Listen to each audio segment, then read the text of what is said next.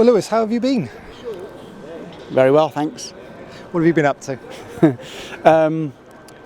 Cut a long story short, I wanted a total break from football.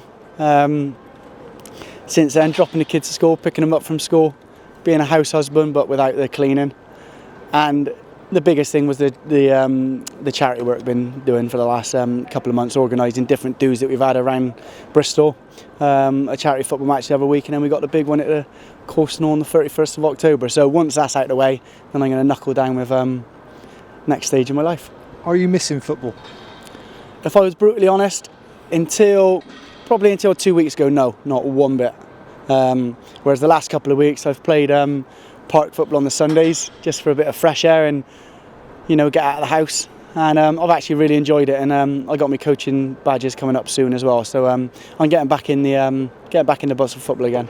Could you see yourself playing again this season? Professionally? Probably not, no, unless you call the Three Lions. Unless you call the Three Lions Sunday park football professional. But no, they try and run it professionally. That's probably the nearest I'll get to playing professionally at the moment. How's the body? How's the legs? How is everything? All right, deep down it was probably the body that was saying, the time's time to play at a certain level you want to play at. And, I would have loved to have still played at League One Championship level. Whether the body would have allowed it, I don't know. Whether it will still allow it, to answer your question from a minute ago, I don't know. But it feels good now. It's had a break. So is it a part retirement then? You finished from football? I've never said finish. You just don't never know in football. Someone might come and watch on Sunday, a scout, and see me and say we'll give him a go. But if not, and nothing did happen, it is not something that I've been pushing at all. I haven't gone round ringing clubs or anything to try and get moves or deals anywhere. I just I've just left it and let it be. Anyone approached you at all? Any clubs? Only like is it Southern and Northern Conference and stuff? No, nothing professionally. But like I said, if clubs don't know you're available and stuff, then it's never going to happen. The phone ain't just going to ring. You've actually got to go out there at times and push things. But I'm not that type of person, so I won't be doing that. You mentioned the coaching. What badge are you up to? What's the next process of that? And do you want to get into coaching then? I want to manage at some point, but I'm nowhere near ready yet, and it's not for me at this minute in time. But it's something I'll move towards at some point. I'm going to hopefully start with kids, whether it's after school coaching, just to get a feel of things, and then I'm on my A licence at the moment, halfway through that, and we got another part assessment on the 1st of November. So once all that's out of the way, then hopefully I'll have my A in pocket as well, and you can then start looking to coach at a decent level. But it's always been more management and coaching. And what about Bristol City? How much have you seen of them this season? How much have you kept in touch with how things are going? Well, I was about during pre-season. Spoke to the gaffer, spoke to a lot of lads. I spoke to obviously Scotty throughout the season. I've only watched a couple of games. Obviously, I got a lot of friends involved in watching, and they keep you informed of how it's all going. But it's just great at the moment. How well they are doing, and hearing the feedback of how well they're playing and so on, and it's great to see your team at the top of the league at the moment. Given how many supporters you talk to, do you feel a sense of a buzz at the moment? Bristol as itself, the stadium's getting done, both the football and rugby team top of their leagues as well.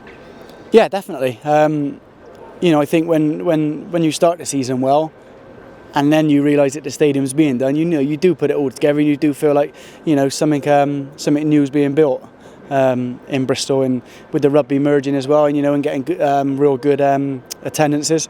At the moment it is great for Bristol, and it's something that hopefully we can maintain to the end of the season for both of them, and push forward again next year. And today you're watching your brief old club against your long-time club. What do you anticipate from today? Well, to be honest, I don't know enough about Coventry. Like I said, I've took a bit of a back step recently, but I know they've got a few players out today, a few key players, a few important players. So there's no reason why today won't be another away win, and then take us into a tough little period coming up. You got your commentary flat cap on, and is that microphone going to be all right with your beard and moustache? I thought that was a microphone still stuck there from the last game of last season, but. No, listen, this is part of my attire. You know that from the last 10 years, as soon as my hair started going. But Yeah, it does look a little bit commentary, the brown one rather than the black one. Is that something else you're interested in, media, press? I can't read and write and spell, so deep down, and I don't know whether my choice of words at times are the right words, but do you know what, I do love the radio. I know Scotty and yourself giving me stick with the old face for radio joke, but the radio is quite nice. TV stuff, I've been asked to do little bits and bobs that I will do just to, keep in the loop and tick over and stuff, but no, it's more being involved with a club somewhere. And finally, now you're out of the way of Bristol City, we heard a fan shouting your name just a minute ago. I'm sure other people you've seen in and around the stadium and around Bristol. The record you've got, what you achieved at Bristol City, can you look back on it yet? Can you see everything and feel everything of what you did? Do you know what?